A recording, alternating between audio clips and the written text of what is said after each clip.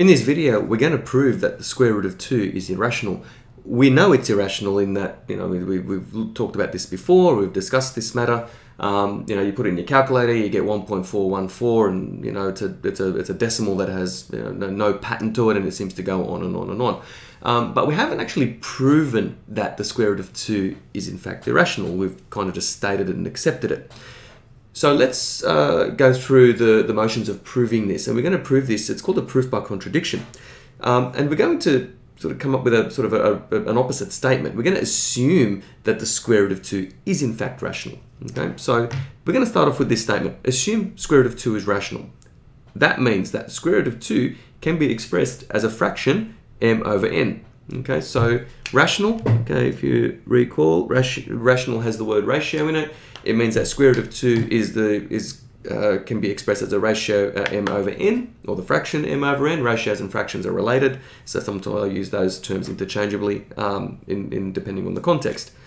M and n are non-zero integers, and the GCD, so GCD means greatest common divisor of m and n, is equal to 1.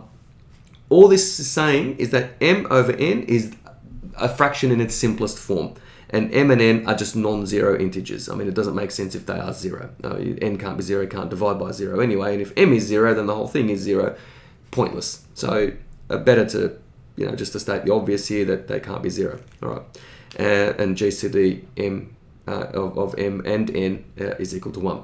Right. What we're going to do is we're going to take this equation here. We're going to square both sides. So this means then that 2 is equal to m squared on n squared. Okay, so just to save a bit of space, I'm just going to write it write the equation in linear form rather than equations one under the other. I might write them side by side just to save some space. So let's multiply both sides by n squared. Okay, so 2n squared is equal to m squared.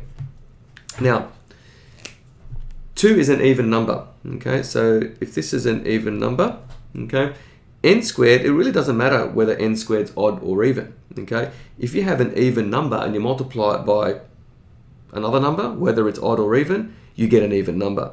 So this implies then that m squared is in fact even. Okay, so this means that m squared is even. So therefore m must be even.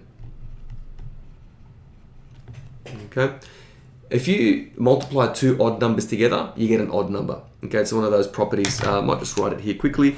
An odd times an odd, okay, gives you an odd number. Okay, if you have an even times an odd, you get an even. Okay, if you have an even times an even, you also get an even as well. Okay, so this is an even. So this 2's even times an whatever, could be odd or even, doesn't matter. You're going to get an even number. So hopefully you're satisfied there that you can accept that m must be an even number. Right, so if m is an even number, that means that 2n squared must be even as well. All right, so that means then that m could in fact be expressed as really 2 times another integer. Okay, so since m is even, okay, we could in fact write m as really the product of 2 times some other integer k, okay, where k is some non-zero integer.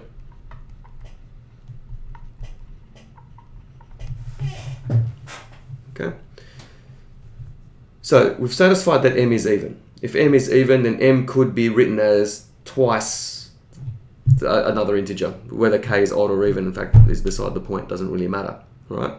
So what we're going to do is we're going to use that line there. Okay, and we're going to substitute that back into this equation here. So I might just write this again here. So we have 2n squared is equal to m squared. We know and we've established that m is even. M can be written as m equals 2 times some other integer k, and we're going to substitute that into m squared. Right.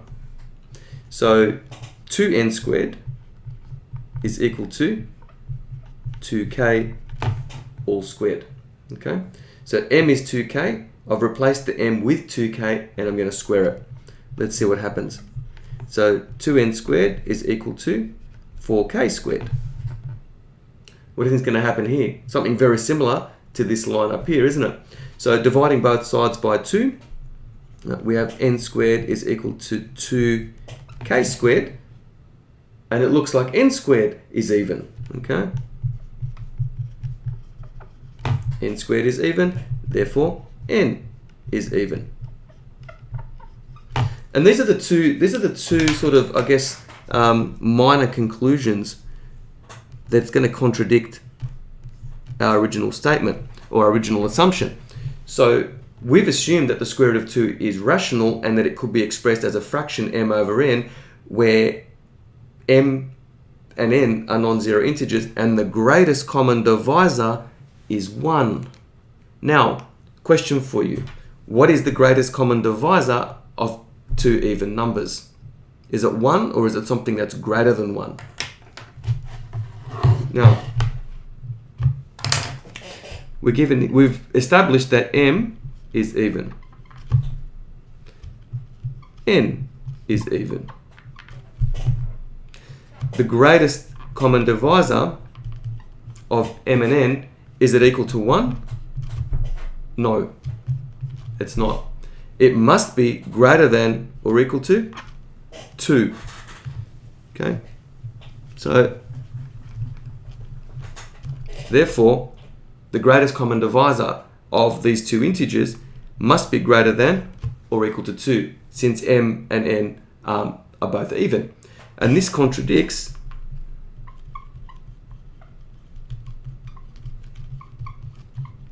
our assumption that the greatest common divisor of m and n is in fact equal to 1. And because it contradicts our assumption must be incorrect. Therefore, and what is included in our assumption is the fact that root 2 is rational.